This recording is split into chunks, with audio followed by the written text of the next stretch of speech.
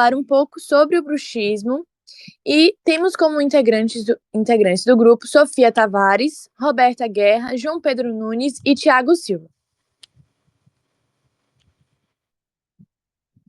Bom, nós temos que o bruxismo é uma atividade parafuncional de apertar, cêntrico, ou ranger, excêntrico, dos dentes, relacionados a situações de tensão, estresse, ansiedade, problemas de oclusão ou fechamento inadequado da boca. Vale lembrar que o bruxismo acontece de forma involuntária. Bom, nós temos aqui um vídeo que a gente conseguiu pegar para explicar um pouco melhor para vocês como ocorre essa movimentação durante o bruxismo. A gente vai deixar um link abaixo para que vocês consigam clicar e serem direcionados para esse vídeo. Nós temos dois tipos de bruxismo, o noturno e o diurno. O bruxismo noturno, ele também é conhecido como bruxismo do sono. Ele ocorre durante o sono e geralmente não é percebido pela pessoa. Muitas vezes é identificado por parceiros, familiares ou por um dentista ao observar desgastes nos dentes. Esse tipo de bruxismo está mais relacionado a distúrbios do sono e pode também estar associado a fatores como a apneia obstrutiva do sono e microdespertadores. Alguns estudos sugerem que o bruxismo noturno pode ser causado por uma combinação de fatores neurológicos e fisiológicos, incluindo padrões de respiração durante o sono e ativação do sistema nervoso central. Bom, o bruxismo diurno, que é totalmente diferente do bruxismo diurno, ele ocorre enquanto a pessoa está acordada, muitas vezes de forma consciente. Esse tipo de bruxismo geralmente envolve o hábito de apertar ou morder dos dentes, mas sem o ato de ranger, e está mais associado a estresse e ansiedade e também tensão. O bruxismo diurno ele pode ser desencadeado por situações de nervosismo ou concentração intensa. Ao contrário do bruxismo noturno, ele tende a ser mais facilmente controlado pelo próprio indivíduo, com atenção e mudança de hábitos. Vamos falar um pouco sobre a etiologia do bruxismo. E a gente sabe que a etiologia do bruxismo ela é multifatorial. Então, nós temos que ela é controversa, de difícil identificação, multifatorial, sendo associada a fatores psicológicos, distúrbios do sono, locais e sistêmicos. Possui uma fisiopatologia não tão conhecida.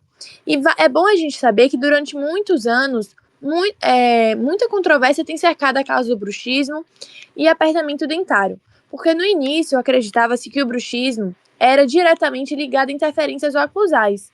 E hoje a gente sabe que isso não existe. Como eu havia dito no início, é realmente é multifatorial, não é um único fator. Então, consequentemente, os tratamentos eram direcionados para a correção de condição oclusal. Um fator também que influencia a atividade do bruxismo é o estresse emocional. Além desse fator emocional, alguns estudos afirmam que há uma predisposição genética para o bruxismo.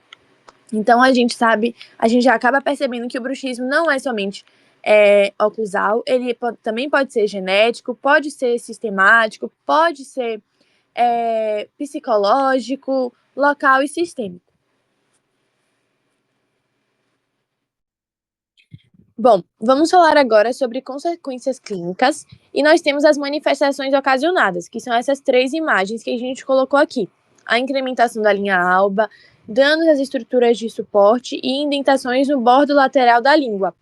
Todas essas consequências clínicas estão associadas a um trauma por pressão ou sucção entre a mucosa jugal e os dentes, que ocorre devido ao apertamento.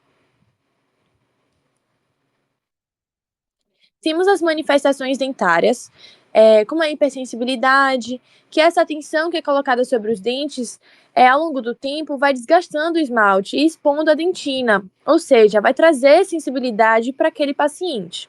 Temos a pulpite, que o apertar ou ranger dos dentes vai causar traumas leves, né, nos dentes, e aí vai fazer com que ocorra uma inflamação da polpa.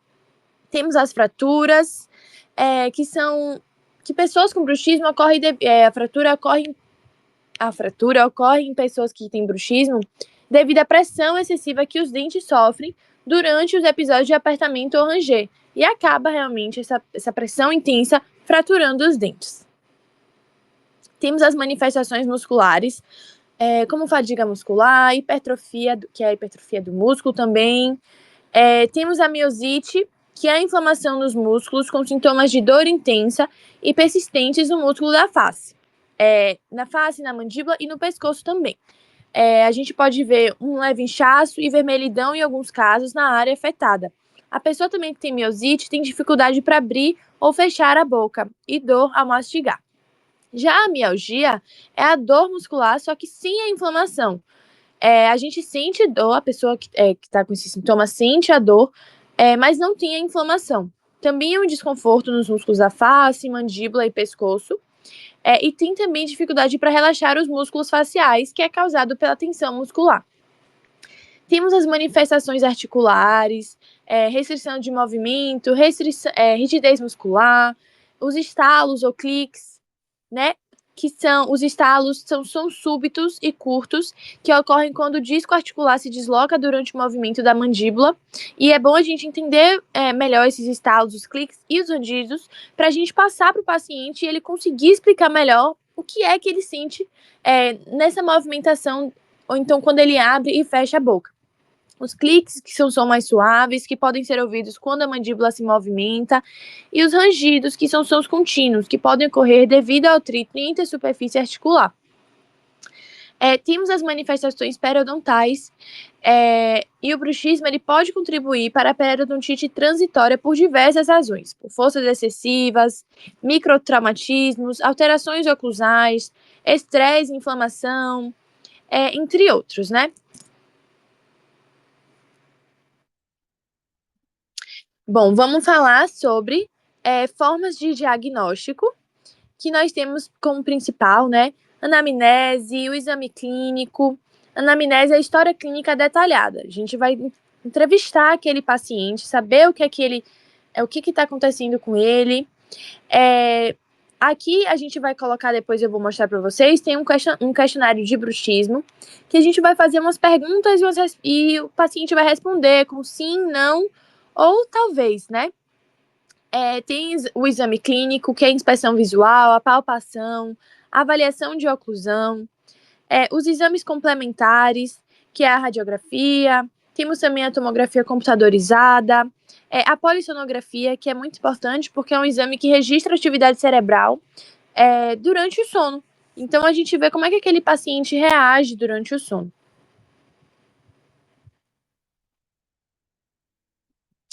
Bom, como exames radiográficos, eu já falei, né? A polissonografia, a eletromiografia. A gente pode perceber aqui alterações nos limites normais da estrutura dentária. A gente vê também imagens radiolúcidas no terço oclusal ou no terço incisal. Pode ocorrer também redução do tamanho da câmara pulpar. Aqui está o questionário sobre o bruxismo, que eu falei anteriormente, que a gente faz as perguntas e o paciente responde com sim, não ou às vezes.